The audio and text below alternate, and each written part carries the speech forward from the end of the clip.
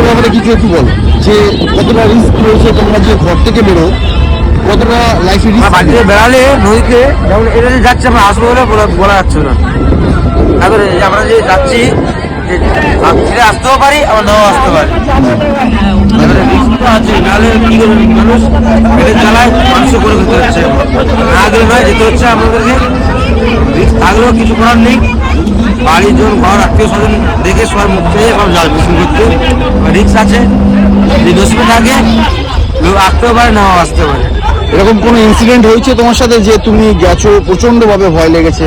হ্যাঁ, ও হয়েছে প্রচুর ধরনের হয়েছে। মানে বিশেষ বর্ষাকালে বৃষ্টি আবহাওয়াতে নদী কোন মানে উত্তাল বিতাল করে, তখন এই মানুষজন কি করবে, লোকজন ডুবে যায়, তখন মানুষ বেঁচে থাকে 8 দিন 9 দিন। যার নসিব ভালো সে বেঁচে গেল, যার নসিব ভালো সে। এরকম কিছু হয়েছে তোমাদের সাথে? নদীতেও বেঁচেছিলাম, একদিন লোক ডুবে গেছে, 2 দিন ছিলাম। নৌকো ডুবে গেছে? লোক ডুবে গেছে 2 দিন ভেসেছিলাম। এই এত বড় সমুদ্র যেখানে এ মাথা ও মাথা দেখা যাচ্ছে না, 2 দিন ধরে এরকম ভাবে ভেসেছিলে? যেহেতু এইটুকু এই লোক যাবে মিনিমাম 10 ঘন্টা চালিয়ে, কোনো কোল পাবে না, কোনো কিনারা পাবে না, শুধু জল আর জল। Can you believe that? কি তোমরা দেখো খালি যে যতদূর তোমার চোখ যাচ্ছে কিছু দেখা হয়তো যাচ্ছে না, বুঝতে পারছো তোমরা?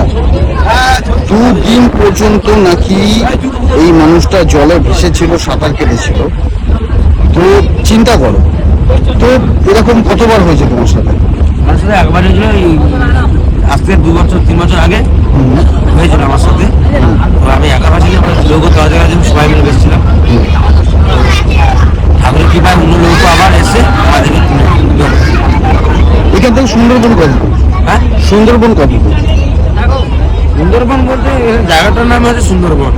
এই যে এটা হচ্ছে লাস্ট, এদিকে কোথাও আমরা যেতে পারি না, এটা হচ্ছে লাস্ট। তোমরা এখানে যে যাও কোন সময় সুন্দরবনের ভেতর দিকে মাছ ধরতে যাও? বাংলাদেশ বাংলাদেশের দিকে? বাংলাদেশে যাই। আচ্ছা, বাংলাদেশে ফিশিং করি সুন্দরবন আর বাংলাদেশের ওইদিকে পূর্বে এদিকে গেলে সত্যি মাছ ইলিশ মাছ হচ্ছে বাংলাদেশেরই। ধরো তোমরা কোনো সময় সুন্দরবন গেছো, কোনো সময় বাঘে নিয়ে গেছে বা সামথিং কিছু, এরকম কোনো ঘটনা? আমাদের এখানকার লোক মানে আমাদের এখানকার বোট বেশিরভাগ এইভাবে নিচে ফিশিং করে, ওইদিকে যায় না। আর সামবুসের লোক ওইদিকে যারা বাইরে ভিতরে লোক সামবুস ওইদিকে। মানে তোমরা বেসিক্যালি সমুদ্রেই তোমরা ফিশিংটা করো, যা মাছ ধরা তোমরা ওইখানে? আমরা ধারে ফিশিং করি, ধার নিচে ফিশিং করি, লাভাই মানে বড় মাছ, বড় বড় মাছ, সামুদ্রিক মাছ।